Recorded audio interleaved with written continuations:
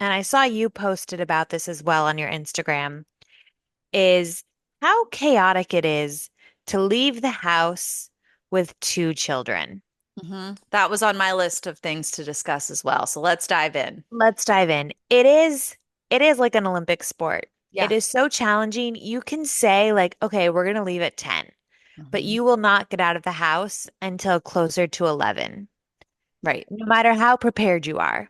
Yep. So we left the house on two different occasions with both girls this week. I am so fearful of it that I literally have turned into like a house hermit where I just don't like leaving the house because I just have like anxiety and worry about it for some reason. And I know I need to get over that, but I'm just not there yet. And Emma does not enjoy a car seat. So the first time we left the house it was just me, and I was just going to take the girls for a walk in their double stroller. And I wanted to make sure both girls were like fed and cleaned. And Emma's like in the little like car seat adapter so I can put the hood over it so I don't have to worry about sun getting on her. But Kaya, I have to put like sunscreen all over her legs. And when I tell you, like, I was so excited about this walk, and I thought, okay, I don't want it to be too hot. I need to go at like 9-ish. I didn't actually get out of the house with both girls until 10-ish.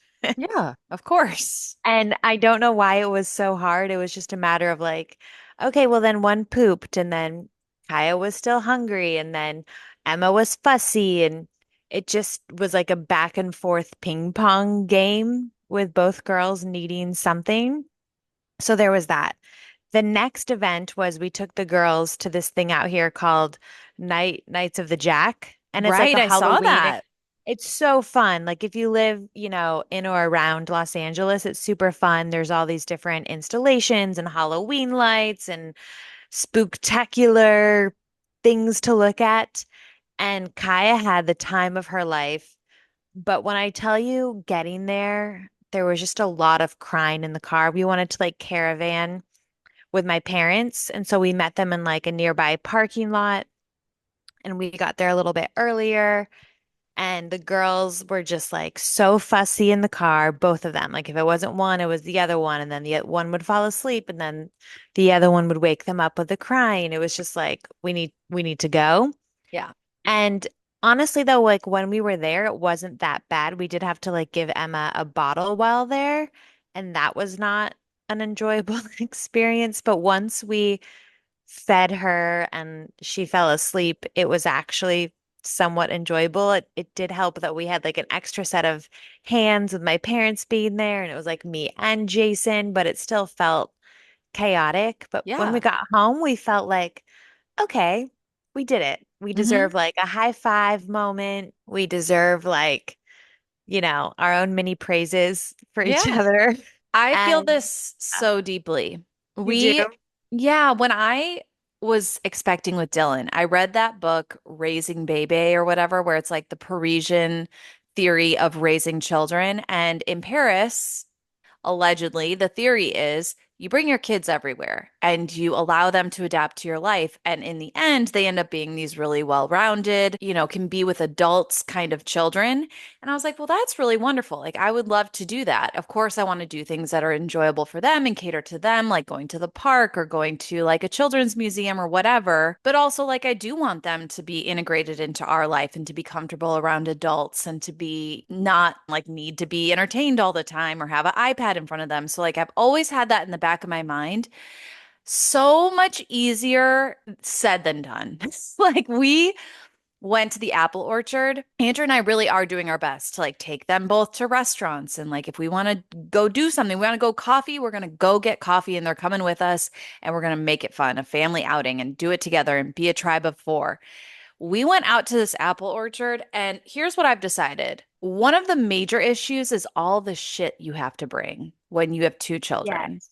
Yes. And that you have to remember, like, you need wipes, or we have these little, like, like disposable placemats for Kaya. You need diapers. Yeah. You need snacks. You need just you need jackets and changes of clothes. It's and I have been trying so hard to have a like essentials kit in the stroller, in the car, in the diaper bag.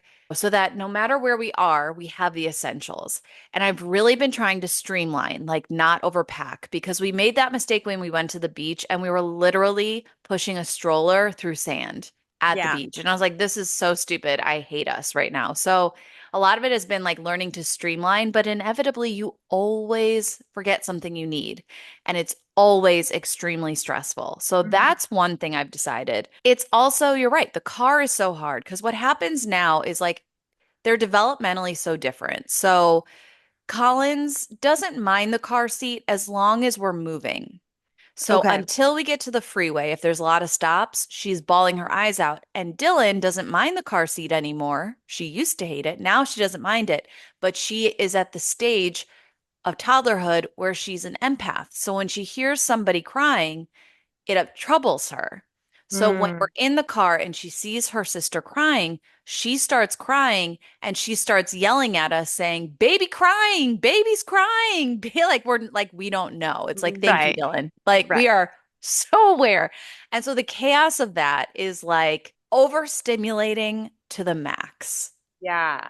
And you're right. It's absolutely the timeline is never what you anticipate. Like always add 30 plus minutes to whatever Mhm. you think it's going to take to get anywhere. And yeah, there's always going to be these like added steps of change a diaper. Oh, well, now this one blew out her diaper, so we have to change her outfit. And it's just, it's wild. And you're right. I wrote on Instagram, I said, name something that isn't an Olympic sport but should be. Like when I tell you I was sweating, I was like, I am an athlete. This Well, is hard. yes.